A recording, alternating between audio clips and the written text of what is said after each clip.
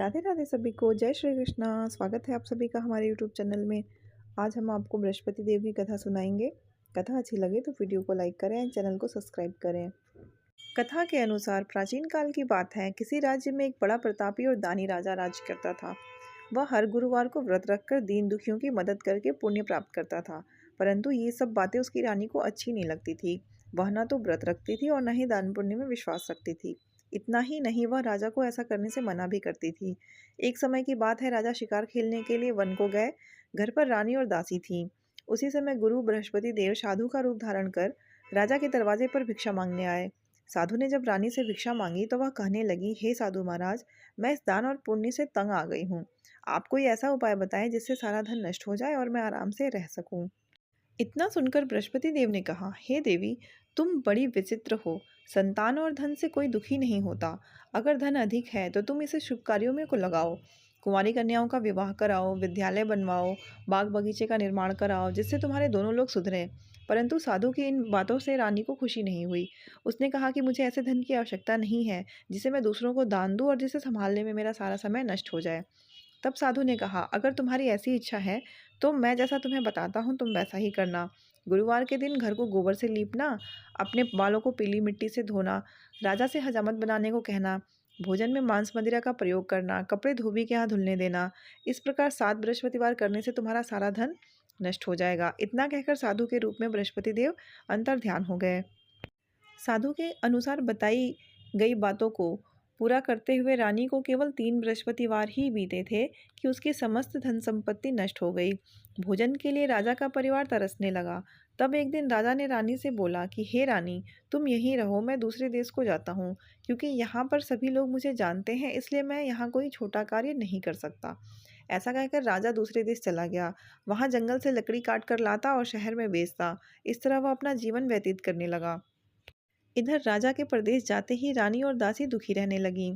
एक बार जब रानी और दासी को 7 दिन बिना भोजन के रहना पड़ा तो रानी ने अपनी दासी से कहा, हे दासी, पास के ही नगर में मेरी बहन रहती है, तुम उसके पास जाओ, वो हमारी मदद जरूर करेगी। वह बड़ी धनवान है, तू उसके पास जा और कुछ ले आ, ताकि थोड़ा बहुत गुजर बसर हो जाए। दासी रानी की बहन के पास गई।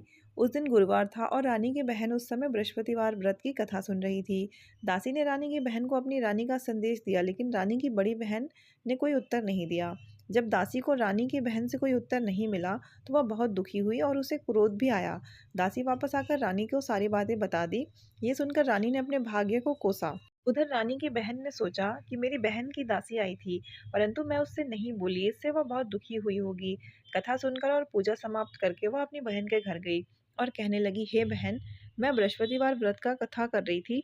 तुम्हारी दासी मेरे घर आई थी, परंतु जब तक कथा नहीं होती तब तक ना तो उठते हैं और ना ही बोलते हैं, इसलिए मैं नहीं बोली। बताओ दासी क्यों आई थी। रानी बोली, बहन, तुमसे क्या छिपाऊं, हमारे घर में खाने तक को अनाज नहीं है। ऐसा कहते कहते रानी की आंखें भर आईं। उसने दासी समेत पिछले 7 दिनों से भूखे रहने की पूरी बात अपनी बहन को बता दी। रानी की बहन बोली, देखो बहन, भगवान बृहस्पति देव सबकी मनोकामना को पूर्ण करते हैं। देखो, शायद तुम्हारे घर में अनाज रखा हो।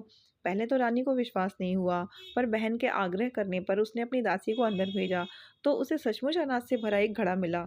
ये देखकर दासी को बड़ी हैरानी हुई। दासी से कहने लगी, हे रानी, जब हमको भोजन नहीं मिलता था तो हम व्रत तो करते ही थे, इसलिए क्यों ना हम इनसे व्रत और कथा की विधि पूछ लें ताकि हम भी व्रत कर सकें। तब रानी ने अपनी बहन से बृहस्पतिवार व्रत के बारे में पूछा। उसकी बहन ने बताया, बृहस्पतिवार के व्रत में चने की दाल और मुनक्का केले के जड़ में अर्पित करें तथा दीपक जलाएं। व्रत कथा सुने और पीला भोजन ही करें। इससे बृहस्पति देव और भगवान विष्णु प्रसन्न होते हैं। व्रत और पूजा की विधि बताकर रानी की बहन अपने घर को लौट आई। 7 दिन बाद जब गुरुवार आया तो रानी और दासी ने व्रत रखा।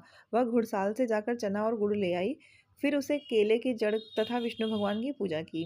अब पीला भोजन की चिंता को लेकर दोनों बहुत दुखी हुई। चूंकि उन्होंने व्रत रखा था, इसलिए बृहस्पति देव उनसे प्रसन्न थे। वह एक साधारण व्यक्ति का रूप धारण कर 2 थालों में पीला भोजन दासी को दे गए। भोजन पाकर दासी प्रसन्न हुई और फिर रानी के साथ मिलकर उसने भोजन ग्रहण किया। उसके बाद वह सभी गुरुवार को व्रत और पूजा करने लगी। बृहस्पति देव की कृपा से उसके पास फिर से धन संपत्ति आ गई, परंतु रानी फिर से पहले की तरह आलस करने लगी। तब दासी बोली, देखो रानी, तुम पहले भी इस प्रकार आलस्य करती थी, तुम्हें धन रखने में कष्ट होता था, इस कारण सभी धन नष्ट हो गया, और जब बृहस्पति देव की कृपा से धन मिला है तो फिर तुम्हें आलस्य होने लगा है। रानी को समझाते हुए दासी कहती है, बड़ी मुसीबतों के बाद हमें ये धन पाया है, इसलिए हमें दान पुण्य करना चाहिए, भूखों को भोजन कराना चाहिए और धन को शुभ कार्यों में खर्च करना चाहिए। इससे तुम्हारे कुल का यश बढ़ेगा, स्वर्ग की प्राप्ति होगी और पितृ प्रसन्न होंगे। दासी की बात मानकर रानी अपना धन शुभ कार्यों में खर्च करने लगी। इससे पूरे नगर में उसका यश बढ़ने लगा। बृहस्पतिवार व्रत कथा के बाद श्रद्धा के साथ आरती की जानी चाहिए। इसके बाद प्रसाद बांटकर उसके खुद ग्रहण करना चाहिए।